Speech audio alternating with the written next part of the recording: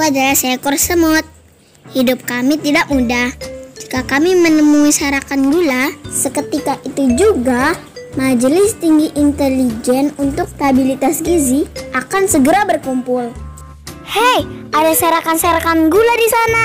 Di mana? Sekitar 1000 langkah semut dari pohon apel. Berapa ekor semut yang dibutuhkan untuk membawanya?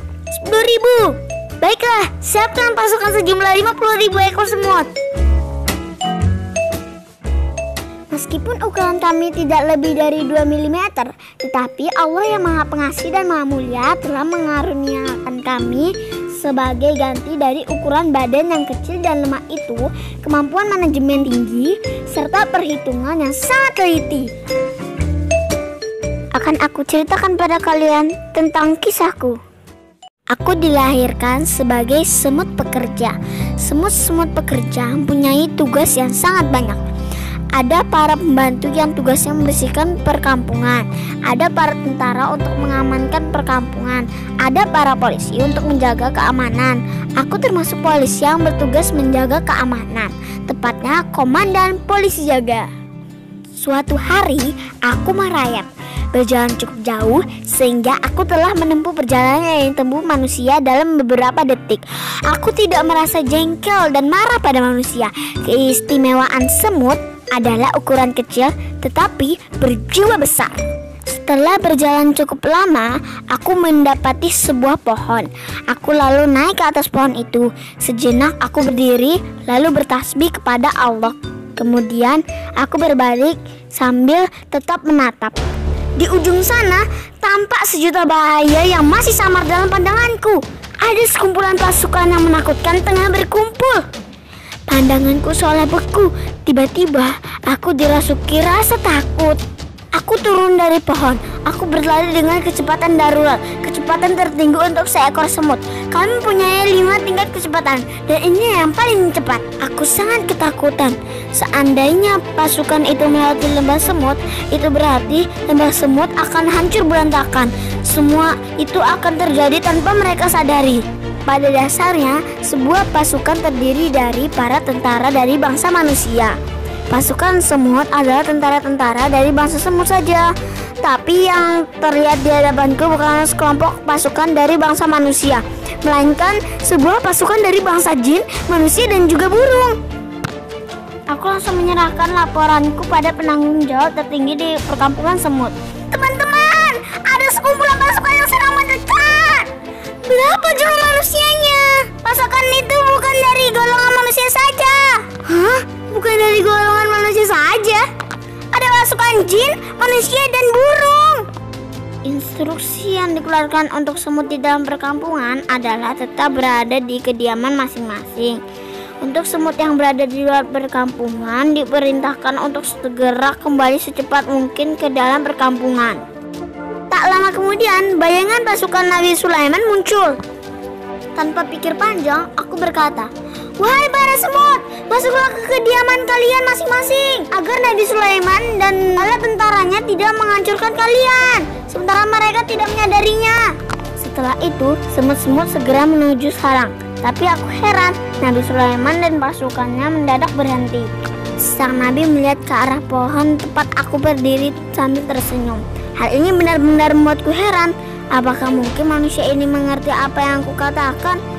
Aku terkejut. Dia menundukkan kepalanya seraya berkata, "Wahai Tuhanku, karuniakanlah kepadaku untuk mensyukuri nikmat-Mu yang telah Kau curahkan padaku dan kedua orang tuaku, serta karuniakanlah padaku untuk berbuat amal soleh yang Engkau ridhoi, dan masukkanlah aku dengan rahmat-Mu ke dalam golongan hamba-hamba-Mu yang soleh."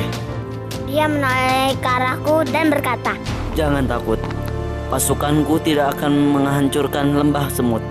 Kami akan memutar arah jauh dari lembah." "Siapakah engkau, Tuhan? Kau berbicara dengan bahasa semut." "Aku adalah hamba Allah dan nabinya, Sulaiman. Ayahku adalah Daud, seorang nabi juga. Allah telah mengajarkan pada kami bahasa burung dan seluruh bahasa binatang."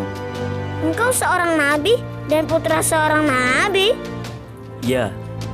"Wahai hamba Allah yang soleh, Aku akan berdoa kepada Allah untuk memasukkanmu dengan rahmatnya ke dalam golongan hamba-hamba yang soleh. Kenapa engkau tidak mendoakanku juga? Aku tidak tahu apa yang akan kudoakan untukmu, wahai semut. Tapi aku merasakan sesuatu yang mirip wahyu, bahwa Allah akan menjadikan kata-katamu ketika memperingatkan semut tadi sebagai ayat-ayat yang akan dibaca oleh orang-orang beriman dalam sholat mereka. وحشر لسليمان جنوده من الجن والإنس والطير فهم يوزعون. Dan untuk Sulaiman dikumpulkan bala tentaranya dari jin, manusia, dan burung. Lalu mereka berbaris dengan tertib.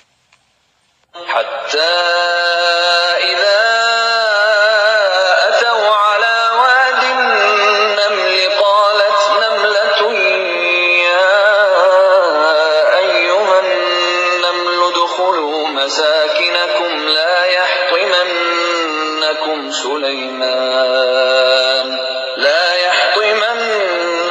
سليمان وجنوده وهم لا يشعرون.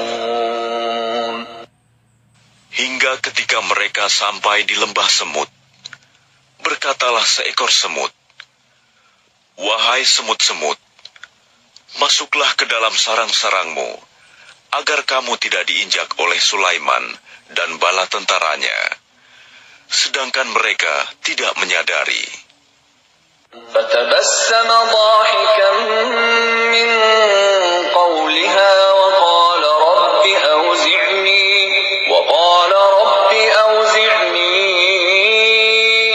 أن أشكر نعمتك التي أنعمت علي وعلى والدي وأن أعمل صالحا ترضاه وأدخلني برحمتك في عبادك الصالحين. Maka dia Sulaiman tersenyum, lalu tertawa karena mendengar perkataan semut itu. Dan dia berdoa, "Ya Tuhanku, anugerahkanlah aku ilham untuk tetap mensyukuri nikmat-Mu yang telah Engkau anugerahkan kepadaku dan kepada kedua orang tuaku, dan agar aku mengerjakan kebajikan yang Engkau ridhoi. Dan masukkanlah aku dengan rahmat-Mu ke dalam golongan hamba-hamba-Mu yang saleh."